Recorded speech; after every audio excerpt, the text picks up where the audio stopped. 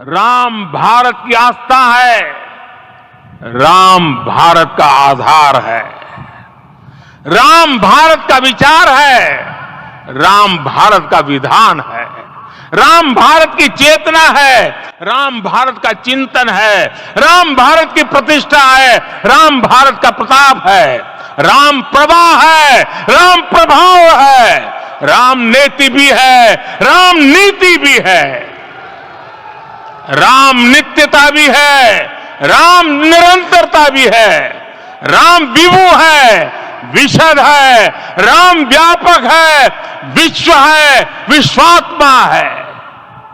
और इसलिए मेरे प्यारे देशवासियों, आज अयोध्या भूमि, आज अयोध्या से पीएम मोदी ने कर दिए ये 5 भयंकर ऐलान, हिला डाला पूरी दुनिया को। जी हाँ दोस्तों, ये बात तो आप सभी को पता होगी कि आज अयोध्या में प्रभु श्री रामलला की प्राण प्रतिष्ठा का कार्यक्रम संपन्न हुआ और इस दौरान देश दुनिया के कई सारे वीवीआईपी लोग बाग अयोध्या में पहुंचे और पीएम मोदी ने अपने हाथों से रामलला की प्राण प्रतिष्ठा संपन्न करने के बाद जो भाषण दिया, 8000 से भी ज्यादा लोगों को जो संबोधित किया, देश दुनिया के लोग वहाँ मौजूद थे। उनके इस भाषण की कुछ प्रमुख बड़ी बातें देखिए। पूरी दुनिया के ग्लोबल मीडिया में इन बातों को लेकर चर्चा शुरू हो गई। क्या अमेरिका, रूस, जापान, चीन, पाकिस्तान, आज दुनिया की हर सुर्खियों में हेडलाइंस न्यूज बन गया राम मंदिर और पीएम मोदी का ये भाषण। प्रधानमंत्री का भाषण राम राम से शुरू हुआ और जय सिया राम पर खत्म हुआ। 35 मिनट के इस भाषण में जो पीएम मोदी ने बातें कही, हिंदुस्तान के हर एक व्यक्ति को जरूर जान लेनी चाहिए। पीएम बोले कि कुछ तो कमी थी जो सदियों तक मंदिर नहीं बन पाया। खैर, आज ये कमी पूरी हुई। आइए दोस्तों देखते हैं प्रधानमंत्री के इस भाषण के संबोधन की 7 प्रमुख बड़ी बातें मैं आपको बताने वाला हूँ। वैसे आपको बताऊंगा, पिछले 11 दिन से पीएम मोदी उपवास और कड़ी तपस्या कर रहे थे, जमीन पर सो रहे थे। तो आज रामलला की प्राण प्रतिष्ठा संपन्न होने के बाद श्री राम मंदिर तीर्थ क्षेत्र के कोषाध्यक्ष स्वामी गोविंद देव ने उनका व्रत खुलवाया। चम्मच से प्रसाद से उन्होंने व्रत तोड़ा, देख सकते हैं आप। रामलला की प्राण प्रतिष्ठा के बाद की ये पहली तस्वीर भी हमें देखने को मिली। उन्हें सोने के आभूषणों से सजाया गया। बड़ी ही भव्य और मनमोहक तस्वीर लग रही है, मानो आंखों और दिल में समा ले इस भव्य और दिव्य नजारे को। आंखें हटाने का भी मन नहीं करता, इतनी अच्छी स्माइल, मुस्कुराहट जो जीवंत हो उठी है इस रामलला की प्रतिमा में। प्राण प्रतिष्ठा के बाद पीएम मोदी ने साष्टांग प्रणाम किया रामलला को और रामलला के चरणों में कमल के फूल भी चढ़ाए। फिर प्रधानमंत्री ने रामलला के पैर छुए तो कुछ यूं कार्यक्रम संपन्न हुआ और उसके बाद शुरू होता है प्रधानमंत्री का भाषण संबोधन, जिसमें देखिए सबसे पहले तो पीएम मोदी ने क्या क्या बातें कही। वो बोले कि हमारे रामलला अब टेंट में नहीं रहेंगे, रामलला अब इस दिव्य मंदिर में, महल में विराजेंगे। वैसे आपको बता दूं, इतने दिन रामलला को टेंट में रखा जा रहा था। और फिर प्रधानमंत्री बोले कि हमारे पुरुषार्थ, त्याग और तपस्या में कुछ तो कमी रह गई होगी कि हम इतनी सदियों तक ये कार्य नहीं कर पाए। आज वो कमी पूरी हुई। भारत के संविधान की पहली प्रति में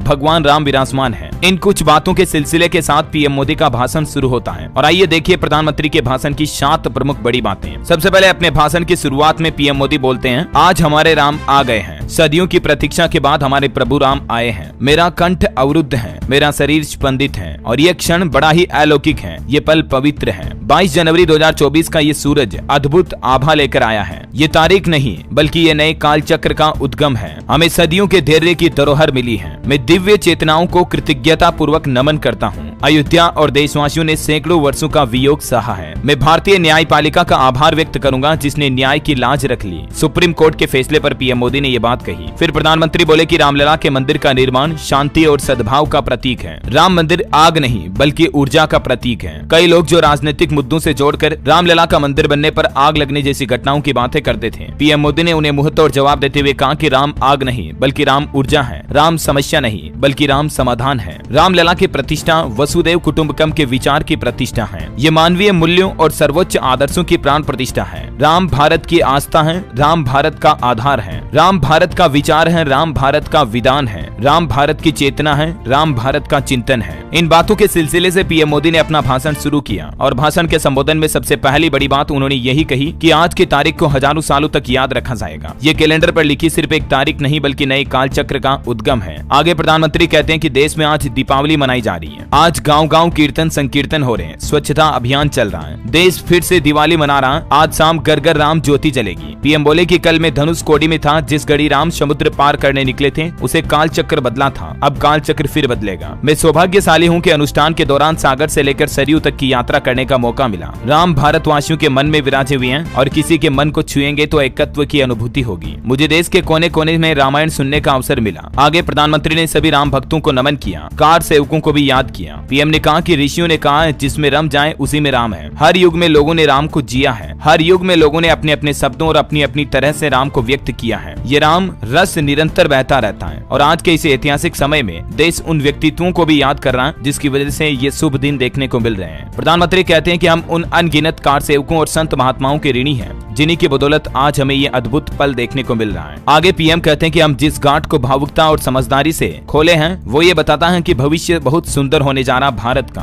राम भारत का चिंतन, चेतना, प्रवाह, प्रभाव, नीति और निरंतरता है। राम विश्व है, राम विश्वात्मा है और इसीलिए जब राम की स्थापना होती है तो उसका प्रभाव हजारों वर्षों के लिए रहता है। आज के इस नए युग की मांग है कि हमें अंतःकरण को विस्तार देना होगा। और राम के जीवन की माँ सबरी का भी जिक्र किया प्रधानमंत्री ने अपने भाषण में। पीएम बोले कि माँ सबरी को भरोसा था राम आएंगे। हनुमान जी की भक्ति, उनका समर्पण ऐसे गुण हैं जिन्हें बाहर नहीं खोजना पड़ता है। यही तो देव से देश और राम से राष्ट्र की चेतना का विस्तार है। दूर कुटिया में जीवन गुजारने वाली माँ सबरी का ध्यान आता है। वो हमेशा कहा करती थी कि राम आएंगे और ये सच हुआ। और आज हिंदुस्तान वासियों का भी ये सपना कुछ इसी तरह से सच हुआ। हम सबको उम्मीद थी, आशा थी, एक मन में किरण थी कि अयोध्या में रामलला फिर से विराजेंगे और आज वो दिन यथार्थ के रूप में हम सभी देख रहे हैं। भूत, भविष्य, वर्तमान तीनों काल इसके बड़े ही गवाह बन चुके हैं। पीएम मोदी ने यह भी बताया कि राम मंदिर तो बन गया, अब आगे क्या होगा। देखिए जरा, बहुत ही खास बात कही अपने भाषण में पीएम ने। प्रधानमंत्री कहते हैं कि हमें नित्य पराक्रम पुरुषार्थ का प्रसाद प्रभु राम को चढ़ाना होगा, तभी भारत को वैभवशाली बना पाएंगे। आज भारत युवा शक्ति की ऊर्जा से भरा है। हमें अब झुकना नहीं है, हमें अब बैठना नहीं है। पीएम मोदी ने देश के युवाओं से भी कहा कि मैं आपसे कहूंगा, आपके सामने हजारों सालों की प्रेरणा है। युवा शक्ति जब चांद पर तिरंगा फहरा सकती है तो 15 लाख किलोमीटर दूर अंतरिक्ष में सूर्य तक भी पहुंच सकती है। आने वाला समय अब सफलता का है, आने वाला समय अब सिद्धि का है। हम सबको ये सिद्ध करके दिखाना होगा। ये राम मंदिर भारत के उत्कर्ष उदय का साक्षी बनेगा। ये मंदिर हमें सिखाता है कि लक्ष्य अगर प्रमाणित हो तो उसे हासिल किया जा सकता है। शताब्दियों, सैकड़ों सालों तक ही आखिर क्यों ना इंतजार करना पड़ा, लेकिन हम अपने लक्ष्य तक पहुंच चुके हैं। अब हम रुकेंगे नहीं। युवाओं को सुनहरे भारत का भविष्य का सपना और लक्ष्य की एक नई राह दिखाते हुए प्रधानमंत्री ने अपने भाषण को शानदार तरीके से समापित किया। और भी इस कार्यक्रम की कुछ खास हाइलाइट्स और तस्वीरें मैं आपको दिखाना चाहूंगा। ये तस्वीरें हैं जब रामलला का प्राण प्रतिष्ठा कार्यक्रम चल रहा था। पीएम मोदी, मोहन भागवत, योगी आदित्यनाथ समेत कुछ और प्रमुख संत महात्मा भी